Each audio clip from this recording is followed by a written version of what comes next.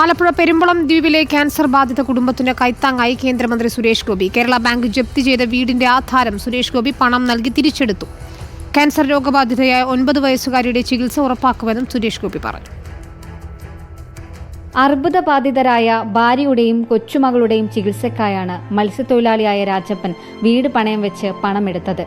തിരിച്ചടവ് മുടങ്ങിയതോടെ വീട് കേരള ബാങ്ക് ജപ്തി ചെയ്തു. ജീവിതം പെരുവഴിയിലായെന്ന് കരുതിയെടുത്തു നിന്നാണ് കുടുംബത്തെ സുരേഷ് ഗോപി കൈപിടിച്ചു കയറ്റിയത്.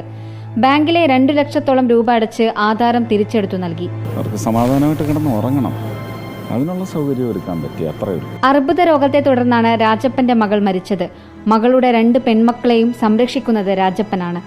9 വയസ്സുള്ള ഇളയ കുട്ടിക്ക് മജ്ജയിലാണ് അർബുദം ബാധിച്ചത്. ചികിത്സയ്ക്കായി വൻ തുക വേണം. ചികിത്സയുടെ കാര്യത്തിന് ഡോക്ടേഴ്സിനെ എല്ലാം വിളിച്ച് ഏർപ്പാട് ചെയ്തിട്ടുണ്ട്. പക്ഷേ അതിൻ്റെ ഓവർ ഹെഡ്സ് എന്താണെന്നൊക്കെ നോക്കണം. നമുക്ക് ഒരുപാട് പബ്ലിക് പാർട്ടിസിപ്പൻസ് ഒരുപാട് വരുന്നുണ്ട്.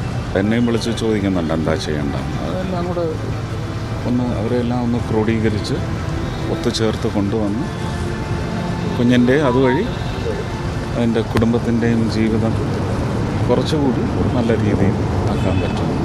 സുരേഷ് ഗോപി ചെയ്തു നൽകിയ സഹായം നന്ദി പറഞ്ഞാൽ തീരുന്നതല്ലെന്ന് രാജപ്പൻ പറഞ്ഞു. എന്താണ് പറയേണ്ടതെന്ന് തന്നെ എനിക്ക് അറിയുന്നില്ല. അത്രയ്ക്ക് വലിയ കാര്യങ്ങളാണ് ചെയ്തേക്കണം. ഞങ്ങൾക്കിപ്പോൾ ഇതിപ്പോൾ ഞങ്ങൾക്ക് സ്വന്തമായിട്ട് ആരും ഞങ്ങളെ ഇറക്കി വിടാണ്ട് ഞങ്ങൾക്ക് കയറി കിടക്കാൻ ഉള്ള വഴിയൊരുക്കുന്ന ആ മഹാത്മനോട് എന്ത് പറഞ്ഞാലും അതിൻ്റെ ഇത് തീരെയില്ല. മൂത്ത മകളുടെ പഠനച്ചെലവ് വഹിക്കാമെന്ന് ലോക്കോ പൈലറ്റ് അസോസിയേഷനും ഉറപ്പു നൽകിയിട്ടുണ്ട്. റിപ്പോർട്ടർ, കൊച്ചി.